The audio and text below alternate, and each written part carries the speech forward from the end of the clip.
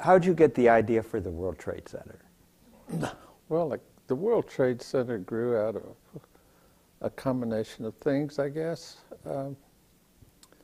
I was the honorary consul of Denmark for 27 years, and back in the early years, I recognized that Atlanta had an international future, and I was interested in trying to get all the consular corps together.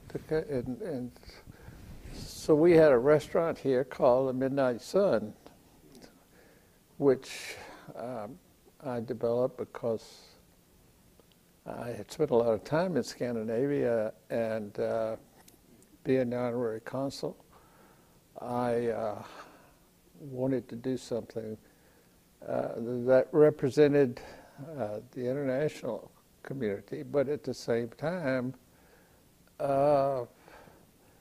be something as genuine as I could make it in relationship to Denmark and to Scandinavia. And so we developed the Midnight Sun restaurant. But during that process, and the Consular Corps held its meetings there, but we were trying to create a critical mass, an international critical mass, and get that kind of dialogue going. And it just so happened that I had developed, along with Trammell Crow, the Brussels World Trade Mart, which opened in 1975.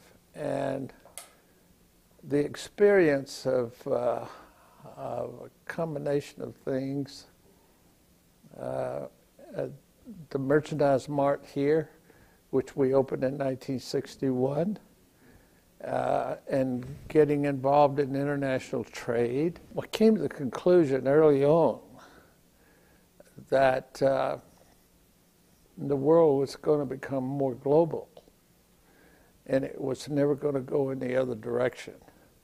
It was moving in that direction, and being a native of Atlanta, and it was kind of like a teenager, the city at the time. It had all this energy and was beginning to get all these influences, and I got really turned on about creating an international city and pulling together the international community.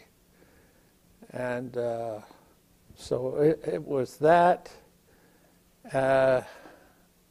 and being exposed to the development process and the trade process when we did the Brussels International Trade Mart. I guess it was a combination of those things. Did you think that your own business, as well as the city's interest, would become so focused on Asia at that time? A quick no. At that time, we were much more focused on Europe and creating this connection. It was only later that we began to looking more towards Asia, and but that goes back to 1979 when Deng Xiaoping came to Atlanta, and George Busby, President Carter at the time, and Deng Xiaoping came here. I think other than Washington, this was the only stop he made, and he went back. But I had an opportunity to meet him, and while he was here, as a matter of fact, we put him on top of the Plaza Hotel, which is I don't think he had ever been that high in a building, and he commented on that. But on his visit here, he invited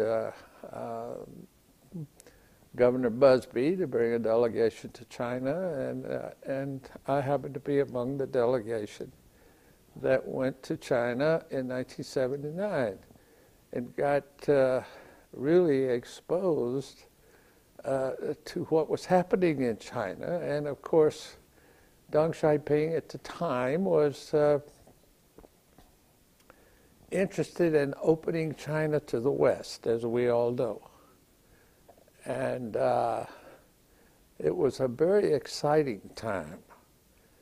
And we spent, I guess, 2 weeks over in China in '79, which was a different kind of China than it is today. But that was my first exposure to China. And little did I know that China would be as important as it is today, and certainly into our companies, because we have been into China now since 1982 with offices, and we developed Shanghai Center, which was the first international mixed-use, open to the West private development, and it was the largest in China at the time. And so we had a lot of fun being at the cutting edge of the development of China. What are your hopes for the World Trade Center in the future? I think the World Trade Center, like almost anything, whether it's a company or an individual, we have to work hard to maintain our relevance. So how do we maintain our relevance? This is true of private clubs, companies, or anything else. And as time moves on and things change, and we have to stay at the cutting edge of change in order to be relevant.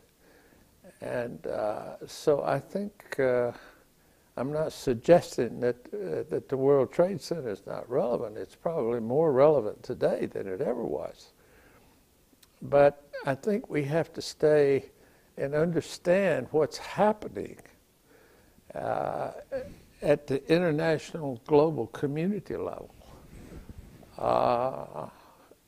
in order to promote activities and create educational opportunities and things that relate in a very timely, and not only look to the past of where we are now, but where it's going. And, you think it's a tool for sharpening that edge? Absolutely. It's the living room of an international community. It's a place where people can come together and exchange ideas, and that, of course, that's what the United Nations is supposed to be about. All of that is to try to bring people together and let them begin to know each other better in order to develop into areas that enhance each other's situation. It's also part of a network. There are World Trade Centers all over absolutely. the world. It is. And going back at the time, in 1982 was quite a different time than it is today. But with, I think Coca-Cola's helped through Sam Ayub at the time, and Governor Busby, and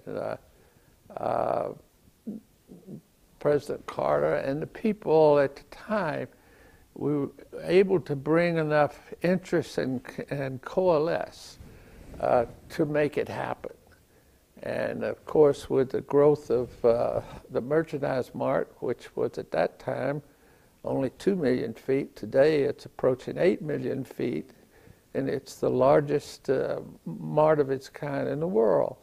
You know, people don't realize that, but it's true. and we bring people now from all over the world here to do commerce, to conduct business. And that's what the World Trade Club is all about, is to bring people together and understand how cultures and communities and business can all come together and work together to produce something. You've seen so many cities grow now, both in the United States and in Asia and elsewhere. How do you see Atlanta's future? I think Atlanta's future is well positioned. Atlanta is the most geographically located, and that's why the railroads came here. And it was done because of its geographical location, not politics. It was to serve this whole area. The highways followed the railroads, and the airways followed that. And so everything keeps doing that. And why do we have the world's largest airport in Atlanta, Georgia? It's because of this incredible geographic location. It is so conveniently located. It's almost directly under Chicago, not New York. Most people think of it as being more under New York. It's not. We're very close to being directly under Chicago. But we are located geographically to serve everything east of the Mississippi, which is about 80% of the population. And so Atlanta, because of its elevation, its climate, its location, all these things working together, that's why it's the world's largest airport. It's not because Atlanta wanted to be the world's largest airport, so let's build the world's largest. No, common sense and everything else had to make it work, be practical, it makes sense. And that's why it is what it is. And that's why Atlanta will always be a major city, and its future is ahead, not behind. How do you see its population in the future? I think its population is going to become more diverse. It's already very, very diverse. Most people don't understand how diverse the population is. I mean, it's incredible. I have here in my firm, I have people working for me from China, from the Philippines, from Japan, from Germany, I have an international community right here in the office. Now, I don't think I'm all that unique there. It's all over. But if you're going to have a location in the United States of America, you can't beat Atlanta because of everything that it has going for it. Now, I'm a native, so I'm prejudiced. Thank you very much.